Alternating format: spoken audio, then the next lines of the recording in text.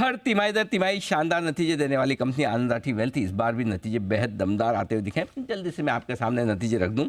कल आए थे बाजार बंद होने के बाद, आय में लगभग 28% की दमदार ग्रोथ आती दिखी है।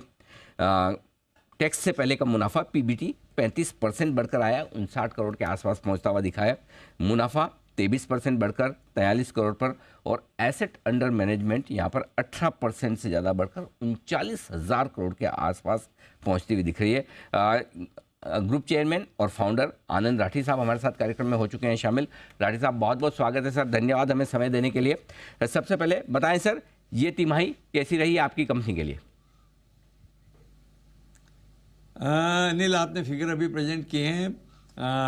तिमाही बहुत अच्छी रही है, और चूँकि ये सालाना रिजल्ट कंबाइंड भी है, वो भी शायद आपने देखा होगा कि रिजल्ट बहुत ही अच्छा रहा। और जितनी बार हमने गाइडेंस, पहले ओरिजिनल गाइडेंस दी, उससे रिवाइज की, उससे भी बेटर रिजल्ट दिया है। बिल्कुल ठीक बात है। तो गाइडेंस भी दमदार आया और उस गाइडेंस को आपने पूरा करने की कोशिश भी की है। सर, खास ट्रिगर्स क्या हैं इस वक्त जो बढ़िया परफॉर्मेंस तिमाही दर तिमाही आ रही है और आपके गाइडेंस आप मीट कर पा रहे हैं इस तिमाही के लिए भी, और पिछला पूरा वित्त वर्ष जो गया उसके लिए ट्रिगर्स बताएं सर।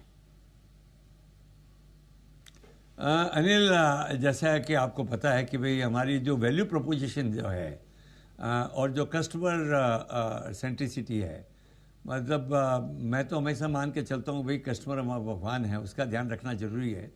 और अगर आप कस्टमर के हित में काम करते रहेंगे, अच्छी उनको वैल्यू प्रोपोजिशन देंगे, उनको अच्छी सलाह देंगे, तो उसके कारण बहुत अच्छी बात है कि हमारे कस्टमर जो नए तो जुड़ते हैं और उसमें से जाते नहीं हैं, तो और नए नए लोगों को रेफ़र करके लाते हैं। तो आज मेरा बड़ा एडवांटेज है कि आज 2/3 से ज़्यादा कस्टमर जो हैं वो हमारे आज 3 साल से ऊपर के हमारे साथ हैं। तो ये एक कस्टमर फेवर्ड प्रोपोजिशन जो है, जो हम जिस फिलॉसफी पे हम काम कर रहे हैं, हमारा गोल ये रहता है कि भाई किस तरह एक reasonable return at lower risk, और वो भी मैथमेटिकली प्रेजेंटेड, कि अगर आपका निफ्टी का रिटर्न हम निफ्टी की अगर आधी रिस्क लेकर आपको दे सकें, तो वो हमारा एक गोल रहता है। और उसी गोल में हम कामयाब होते रहे इतने सालों से।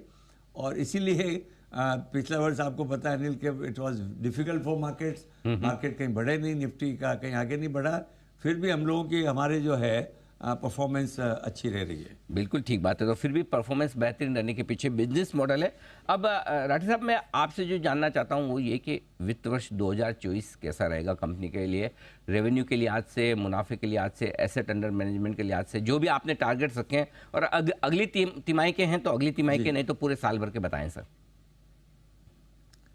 देखिए, हम लोग हर साल के टारगेट देना ज़्यादा पसंद करेंगे, क्योंकि एक बिजनेस ऐसा है कि हो सकता है एक क्वार्टर में कभी कम कभी ज़्यादा हो सकता है, depending on the market situation, depending on the flow of money in the market, ये सब चीज़ें। तो एक साल का जो है, जैसे आपको खाली ये बताऊं कि पिछले वर्ष हमने जब चालू किया था, आपसे जब बात हुई थी, तो हमने 155 करोड़ के प्रॉफिट का टारगेट दिया।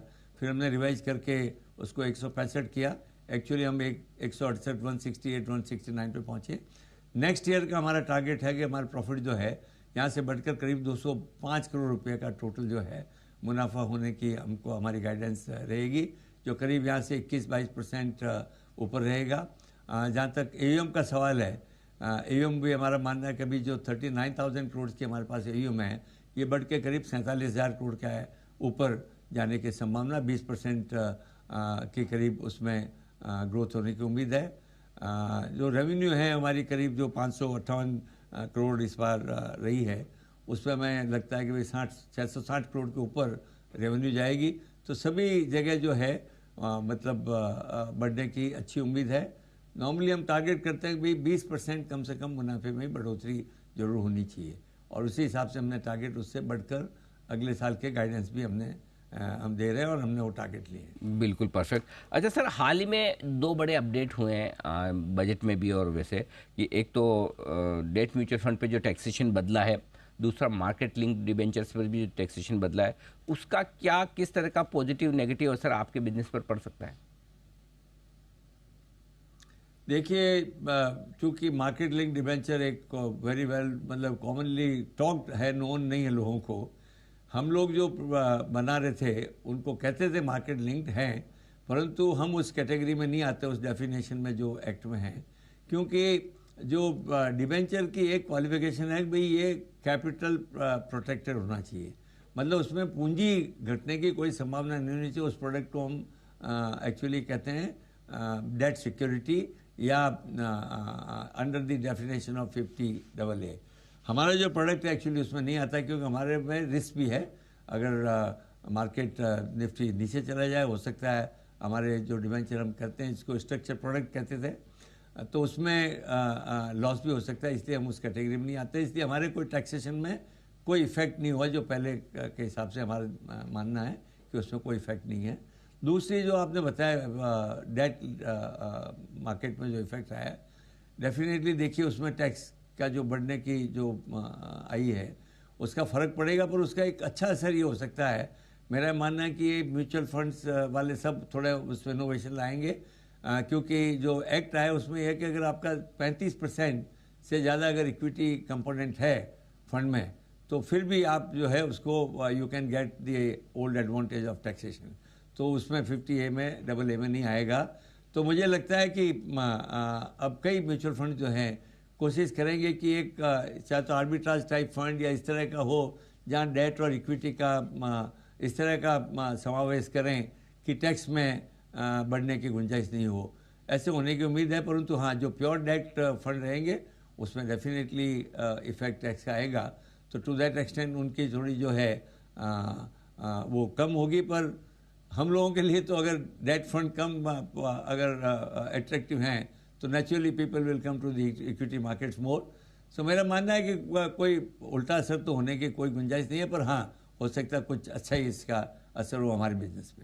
चलिए, बहुत बढ़िया। तो बिजनेस और बढ़ने की उम्मीद है और वित्त वर्ष 2024 की शुरुआत भी अच्छे नोट पर हुई है और हम उम्मीद करते हैं सर ये फाइनेंशियल ईयर आपके लिए, आपकी कंपनी और आपके सभी क्लाइंट्स के लिए भी और निवेशकों के लिए भी बहुत बेहतरीन साबित हो। बहुत बहुत धन्यवाद सर, हमें समय देने के लिए और अपने नतीजों पर विस्तार से बातचीत करने के लिए। धन्यवाद अनिल, और आपके सब दर्शकों को नए वर्ष की शुभकामनाएं।